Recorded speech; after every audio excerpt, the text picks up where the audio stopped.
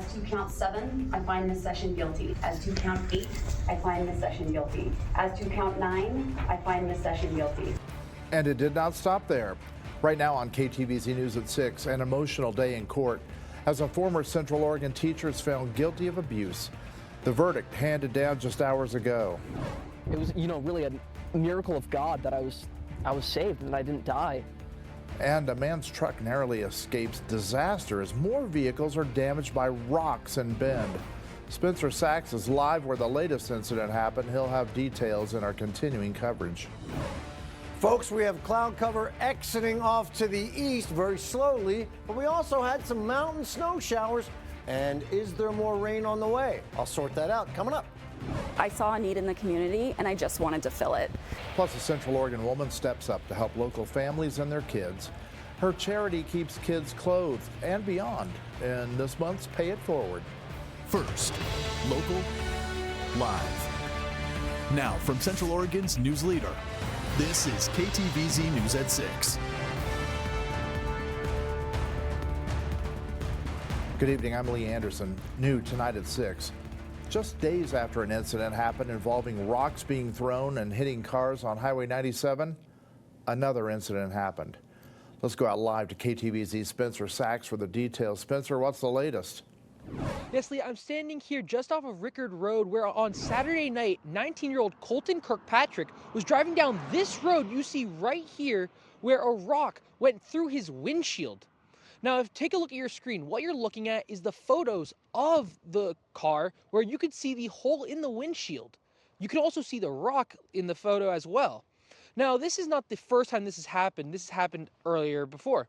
And I spoke to Colton about this incident, and here's what he had to say. Take a listen. I think I see a bird, but it's actually a rock, and it flies through my windshield. It came up from over here, completely shatters the windshield.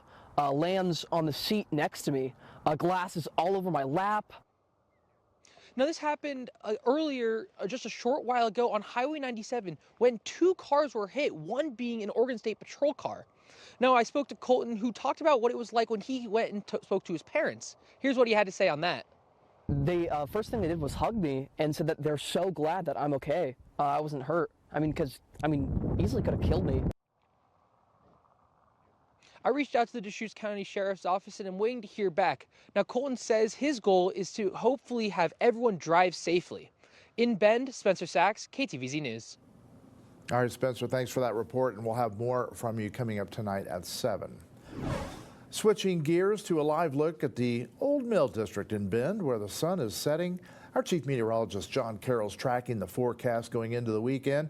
He joins us at the Weather Center. John, some mountain snow. Could we be getting any more soon? Yeah, it's such a beautiful day here. It's hard to imagine we got so much snow up in the mountains, but we did. We got a couple of inches of snow up there, and we are continuing to see more snow come our way as we get into the weekend. So here's a look, again, at the Old Mill District. What a beautiful shot, but I want to point something out.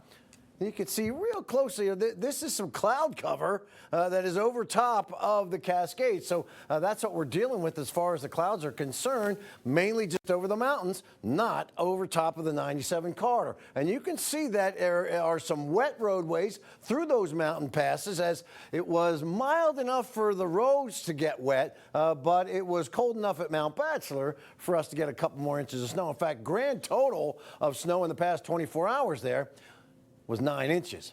High temperature today in Bend, 48 degrees. That's just a couple degrees below normal. Normal should be about 50. Got the 42 in La Pine, so it was a nice mild day through the area. We are continuing to monitor this next batch of cloud cover that is going to come our way. We're starting to see a few showers along the crest of the Cascades, maintaining a presence. I'll have more coming up. This is video taken just hours ago of Sarah Session being taken away to state prison. An emotional day in court as Session was convicted on charges relating to assault and criminal mistreatment of her stepson. Session guilty. A judge found the Sun River area woman and former teacher guilty on 9 counts of assault. Prosecutors said the boy was kept isolated, beaten with a curtain rod, given extreme life-threatening levels of salt, had food withheld, and was forced to eat his own vomit. Sessions' parents, Gary and Paula Hardenberg, who you see here, were also found guilty on several counts tied to the child's treatment and tampering with evidence. Right now, a search is underway for a missing Warm Springs teenager believed to be a runaway. 13-year-old Tyler Kalama was last seen in the West Hills subdivision on the reservation on February 24th. Police believe he's still in the Warm Springs area. He's 5'6", 125 pounds, with brown eyes and black hair. If you know anything about his whereabouts, contact Warm Springs Police immediately. We have the full details on KTVZ.com. Happening now, the Bend City Council approved a rule that could change what's allowed inside places like City Hall and libraries. KTVZ's Tracy Tuesday was there.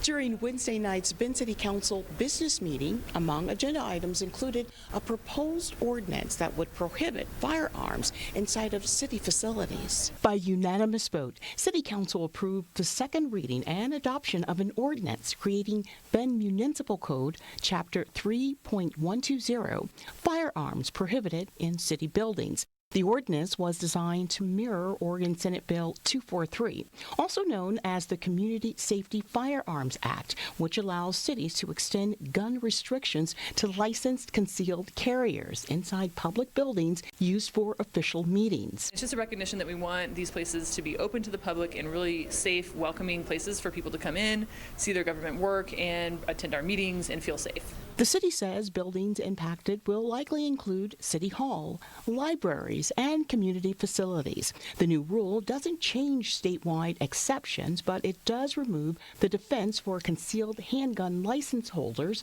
while in city buildings. KTVZ reached out to the Bend Police Department to get their view. They responded by saying, "I don't know that it would be appropriate for the PD to have a stance on a city policy." Now that the ordinance has been passed, the city will create an administrative policy identifying those city facilities that are now subject to the new ordinance. Reporting from City Hall in Bend, Tracy Tuesday, KTVZ News. Many gun owners are furious about this rule, saying it goes against their constitutional right to bear arms.